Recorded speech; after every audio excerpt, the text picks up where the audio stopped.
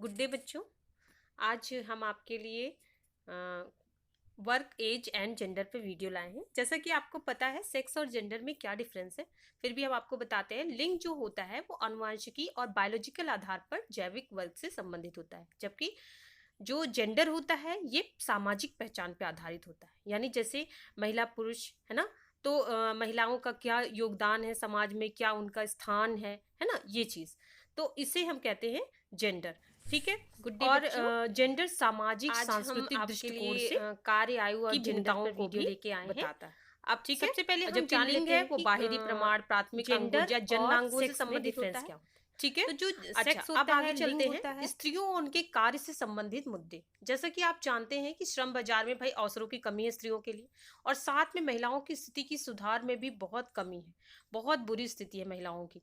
उसके अलावा मुख्य कमाई वाला सदस्य अभी भी स्त्रियों को नहीं माना जाता है, और साथ ही कार्यस्थल पर भी उसकी सिक्योरिटी का कोई इतना अच्छा प्रबंध नहीं होता। तो इसके लिए भी ये भी एक मुद्दा है। और साथ में जेंडर भेदभाव होता है स्त्रियों के साथ, जैसा कि आप सब जानते हैं हमारे समाज में होता ही है। और इसके अलावा जो उसे मातृत्व लाभ मिलना चाहिए, ये भी एक मुद्दा है। ठीक है। इसके अलावा बच्चों की देखभाल के लिए सामाजिक सहायता होनी चाहिए। ठीक है। इसके लिए सरकार ने पहल की थी। ठीक है। तो सरकार ने जो पहल की थी वो बहुत पहले ही की थी, और वो ये क्या थी? पहला तो ये संवैधानिक अधिकार था, अधिनियम था। उसके अलावा फैक्ट्री अधिनियम, है ना। उसके अलावा कर्मचारी राज्य बीमा अधिनियम, ईएसआई वाला किया गया। उसके अलावा समान पारिश्रमिक अधिनियम, ये इक्वल रिमन्स्ट्रेशन एक्ट हुआ। इसके अलावा आर्टिकल 16(1) इन्होंने ये भी था। और इससे स्त्रियों की सामाजिक दशा में काफी सुधार हुआ।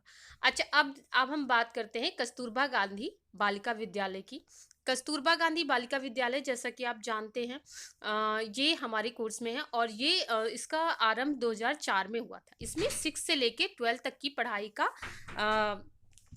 व्यवस्था की गई है। ठीक है। और ये सर्व शिक्षा अभियान के अंतर्गत की गई।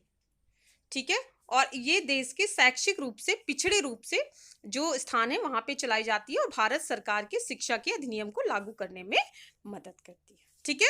अब हम इसके उद्देश्य जानते हैं। जो केजीवीबी बीवी है, इसका उद्देश्य है बालिकाओं के लिए आवासीय विद्यालयों की स्थापना करना। साथ ही लक्ष्य समूह बालिकाएं जो कभी विद्यालय में दाखिल भी नहीं हुई या विद्यालय छोड़ गई हैं, उनके लिए बालिकाओं को प्रवेश स्तर के लिए पहले 6 महीने से 1 साल तक सेतु पाठ्यक्रम कराया जाता है, और उसके बाद उन्हें 6 में प्रवेश दे दिया जाता है। ठीक है। और इनके एग्जिट का टाइम जो होता है वो 12th होता है, यानी 6 to 12th होता है ये स्कूल। ठीक है। अब हम बात करते हैं बेटी बचाओ और बेटी पढ़ाओ। ठीक है। ये योजना प्राइम मिनिस्टर श्री नरेंद्र मोदी जी द्वारा लॉन्च की गई थी पानीपत हरियाणा में, और 22 जनवरी 2015 को। ठीक है। इस योजना को जो इस ये योजना महिला और बाल विकास मंत्रालय द्वारा पोषित है। और इसके अलावा ये साथ ही स्वास्थ्य और परिवार कल्याण मंत्रालय द्वारा भी पोषित है। ये इसका उद्देश्य क्या है कि जो पक्षपाती लिंग चुनाव की प्रक्रिया है या कन्या भ्रूण हत्या है उन्हें रोकना, साथ ही इंश्योर करना गर्ल्स सेफ्टी को। ठीक है। गर्ल्स सेफ्टी को इंश्योर करना। और उसके अलावा जो लिंग अनुपात है ना, जैसा कि बच्चों जानते हैं 1000 पुरुषों पे महिलाओं की संख्या को लिंग अनुपात कहते हैं। तो लिंग अनुपात में भी सुधार करना। ठीक है। अब हम जानते हैं एकल क्षेत्र में जो महिला उद्यमी सबसे ज्यादा सक्सेस हुई हैं उनके बारे में। किरण मजूमदार शाह, ठीक है, ये बहुत ही प्रख्यात महिला उद्यमी है, और साथ में बायोकॉन इंडिया लिमिटेड की प्रबंध निदेशक हैं। जैसा कि आप जानते हैं उन्होंने वैक्सीन भी बनाई हुई है कोविड-19 के लिए, और साथ में इनको पद्म भूषण 2005 में दिया जा चुका है। पद्मश्री से भी इन्हें नवाजा गया है 1989 में। ठीक है। तो बच्चों ये थी एकल क्षेत्र की महिला सशक्तिकरण का उदाहरण। अब हम आते हैं संगठित क्षेत्र की महिला सशक्तिकरण का उदाहरण। संगठित क्षेत्र में अगर आप देखिए तो श्री महिला गृह उद्योग लिज्जत पापड़, कौन नहीं जानता लिज्जत पापड़ को, है ना, घर घर में प्रचलित है।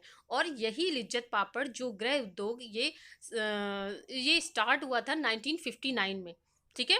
और इसको सर्वश्रेष्ठ गांव उद्योग से भी सम्मानित किया गया। ये संगठित क्षेत्र का एक बहुत बढ़िया उदाहरण है। और महिलाएं सिर्फ ना सिर्फ अकेले बल्कि सबको लेके गुट में लेके सबका विकास करती हैं। इसलिए महिलाओं का विकास होना ही चाहिए। ठीक है। और ये रजिस्टर्ड हुई थी ये कंपनी 1966 में। ठीक है। और संगठन में महिलाओं के द्वारा ही ये ऑर्गेनाइज हुई थी। और लिज्जत पापड़। ठीक है।